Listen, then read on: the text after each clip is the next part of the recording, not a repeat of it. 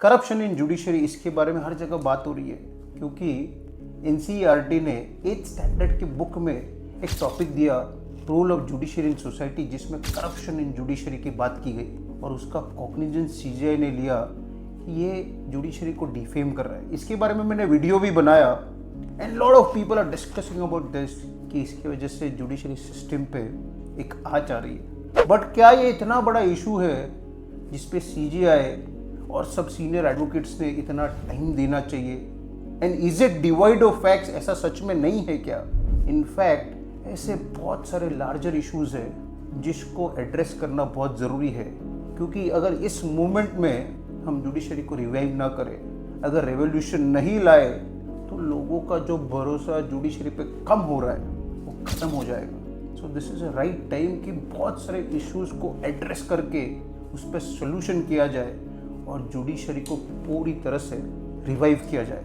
और इसके बाद शायद नया टॉपिक होगा रिवॉल्यूशन ऑफ जुडिशरी। तो लेट्स डिस्कस कि what are the difficulties for the effective judiciary system in India और उसका सोल्यूशन क्या है। So let's go one by one. Delay and pendency crisis. So as per latest report, more than 4 crore 90 lakh cases are pending across the India। और law commission ने कहा है कि पर 10 लाख पॉपुलेशन के लिए वी हैव ओनली 15 जजेस। तो टोटल जजेस जो है वो 21,875 इतने ही है जो इतने सारे केसेस देख रहे। So this is a first issue कि जिसमें जजेस की जो संख्या है वो इतनी कम है कि इतने सारे केसेस वो इफेक्टिवली हैंडल नहीं कर पाते। Therefore a first and a very important revolution is कि ये जो 15 पर मिलियन का जो आंकड़ा है that should be increase to 50 at least. And secondly qualified जजेस होने चाहिए जो इफेक्टिवली काम कर पाए। Now let's come to the working hours और प्रोडक्टिविटी ऑफ जजेस। हम जब कोर्ट में प्रैक्टिस करते तो हम देखते हैं कि 7 घंटे के वर्किंग आवर में 11 से 6 5 घंटे जो है जजेस एडजमेंट क्लरिकल वर्क इसके लिए दे रहे, और बाकी का जो 2 घंटा है उसके लिए they hear the parties, they give order. So effectively only 20-25% of their entire day is utilized for the effective working, जिसके वजह से टाइमली ऑर्डर होना, टाइमली पेंडेंसी क्लियर होना पॉसिबल ही नहीं हो पा रहा। इसलिए there should be somebody who should look after the clerical work, और जजेस को जो है वो इम्पोर्टेंट वर्क ही असाइन होना चाहिए। ये एक सिस्टम डेवलप होनी चाहिए। और साथ ही साथ there are too many stages for each cases। Let's say अगर चेक बाउंस का मैटर है तो उसमें फर्स्ट डेट पे यू सबमिट द डॉक्यूमेंट्स, फिर वेरिफिकेशन होगा, फिर इशू प्रोसेस होगा, फिर एविडेंस होगा। सो टू मेनी स्टेजेस, हर स्टेज के लिए डेट देना पड़ेगा। जज will have to spend the time, litigants will have to come, advocate को भी आना पड़ेगा। तो एक बहुत ही टाइम कंज्यूमिंग प्रोसेस हो जाता है। जहाँ पे एक सिंपल डॉक्यूमेंट्स है, सिंपल केस है, there should be only 3-4 stages. Let's say कि एक चेक बाउंस का मैटर है तो पहले ही स्टेज पे कंप्लेनेंट ने सब ओरिजिनल एवरीथिंग एविडेंस सब एक ही साथ देना है। नेक्स्ट स्टेज पे अक्यूज को बोला कि उसका क्या वर्जन है वो ले लो, और उसके बाद final argument. Why do you want so many stages for a simple and a straight forward cases? क्योंकि बहुत सारे 10 में से 9 या 8 ऐसे केसेस होते हैं जिसमें बहुत रॉकेट साइंस की ज़रूरत नहीं होती है। इट्स अ डॉक्यूमेंट्री केस, जजेस can see those cases and certainly give fast order. तो ये जो टेक्निकलिटी स्टेजेस है उसको कहीं ना कहीं चेंज करना बहुत ज़रूरी है। फिर एक डिले का बहुत बड़ा रीज़न है टेक्निकलिटीज जुरिस्डिक्शन पॉइंट। कोई भी आप सिविल केस ले लीजिए, अगर डिफेंडेंट को डिले करना है तो ही move an application under 711, that is order 7 rule 11 की कोर्ट को जुरिस्डिक्शन है ही नहीं। फिर कोर्ट उसके ऊपर हेयरिंग करता है, 1-2 साल उसमें ही चला जाता है।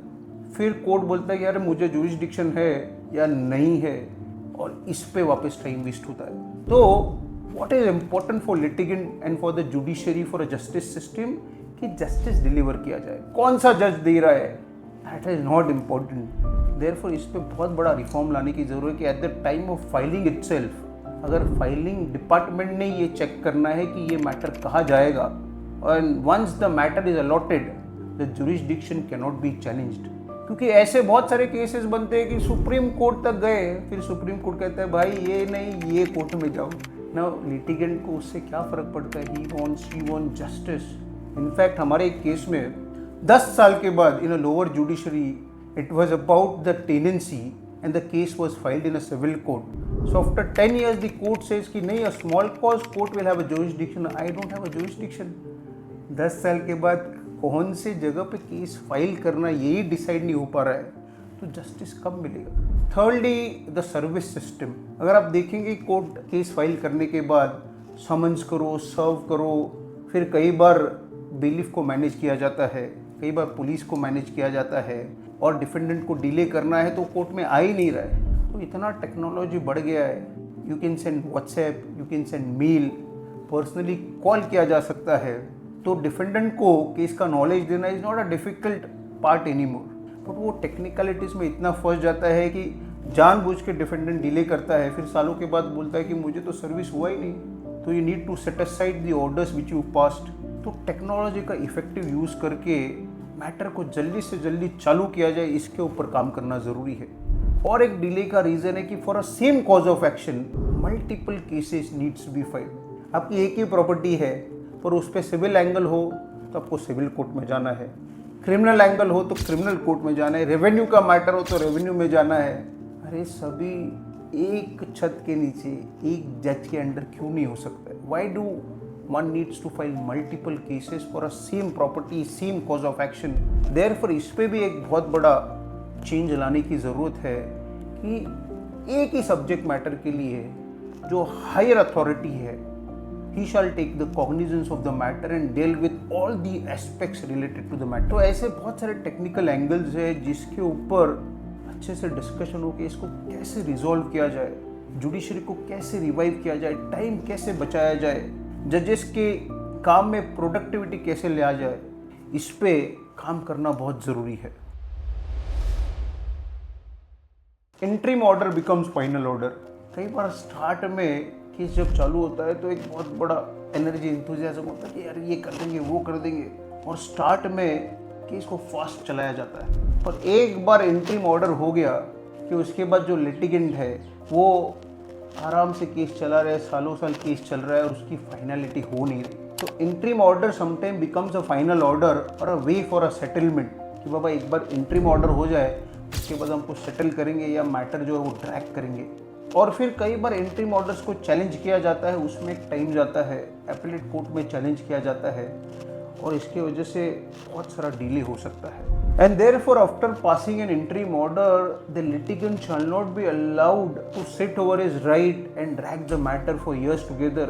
उसके ऊपर कोई स्ट्रिक्ट रूल लाके उसको किस तरह से स्पीडी ट्रायल में कन्वर्ट किया जाए, किस तरह से ट्रायल स्पीडी हो, इसके ऊपर काम करना बहुत ज़रूरी है.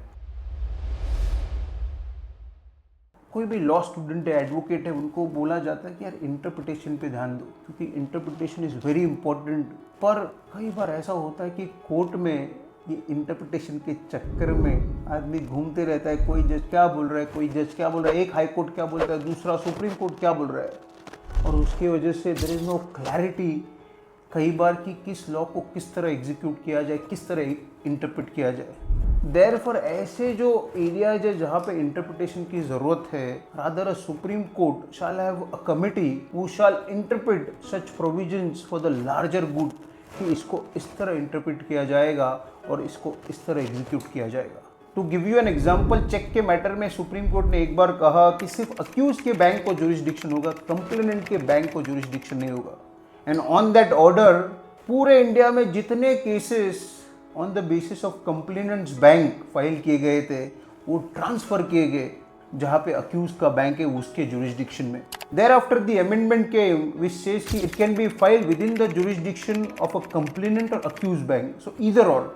उसके बाद ये केसेस जो है वो वापस रिटर्न लिए गए. तो ये प्रोसेस में 3-4 साल निकल गए and that was because of the interpretation. इतने साल उसमें गए, लोगों का टाइम गया, जजेस का टाइम गया, पैसा खर्च हुआ और जो फ्रस्ट्रेशन हुआ वो तो अलग ही. देयरफॉर इसकी जो क्लैरिटी है वो लाने के लिए may be one body can be form which would be assigned with the work to interpret the matters where there is a ambiguity. और वो जो बॉडी है वो जो इंटरप्रिटेशन करेगी that is going to be a final interpretation. Execution of orders ये एक बहुत बड़ा हेडेक हो गया है.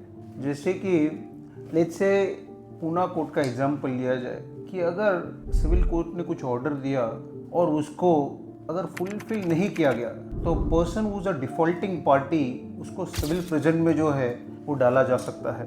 बट अगर पूना कोर्ट में देखें तो there is no civil prison, ऐसा कोई सिविल प्रिजन बना ही नहीं है जिसमें आप डिफॉल्टर को रख पाए। तो ऐसा प्रैक्टिस हो गया कि ऐसा ऑर्डर देते हैं कि till the end of day, और फिर डिफॉल्टर को कोर्ट में खड़ा किया जाता है और शाम को छोड़ दिया जाता है। तो कोई डर ही नहीं बचा है, ज़्यादा से ज़्यादा क्या होगा, शाम तक खड़ा होना पड़ेगा। In fact in one of our cases 2016 में, this is a real incident, order हुआ कि 5 crore has to be paid to the other party and that is there in the court order.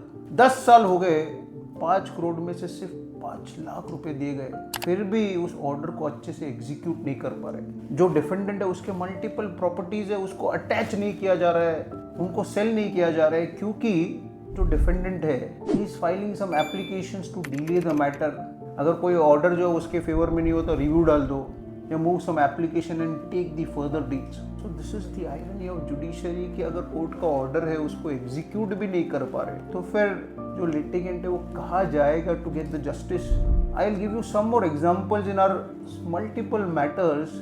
जो प्रॉपर्टी टैक्स के मैटर्स थे, court ने order दिया कि ये जो प्रॉपर्टी टैक्स लगाया पीएमसी ने वो गलत है, उसको रिवाइव किया जाए। कुछ साल हो गए, PMC is not reviving the readable value और कोर्ट के ऑर्डर को अनदेखा किया जा रहा है। और उसके बाद भी अगर कोर्ट में एग्जीक्यूशन प्रोसीडिंग हो तो कुछ ना कुछ करके डिले किया जा रहा है। तो अगर कोर्ट की ऑर्डर भी है पर उसको अच्छे से एग्जीक्यूट नहीं कर पा रहे और वो टाइमली एग्जीक्यूट नहीं हो पा रही है, उसका कोई सिस्टम नहीं, मैकेनिज्म नहीं है, तो फिर वो कोर्ट की ऑर्डर जो इनफ्रक्चर्स बन जाती है। इसलिए जो कोर्ट की ऑर्डर्स है उसको टाइमली एग्जीक्यूट और इन्फोर्स कैसे किया जाए, इसके ऊपर एक बहुत बड़ी सिस्टम रिवाइव होना बहुत ज़रूरी है। क्योंकि अगर कोर्ट की ऑर्डर है पर उसको एग्जीक्यूट ही नहीं कर पा रहे तो फिर जस्टिस जो है वो पूरा ही नहीं हो पाएगा। So this is a area which needs to be looked into and many reforms are required to be done so far as the execution proceedings are concerned.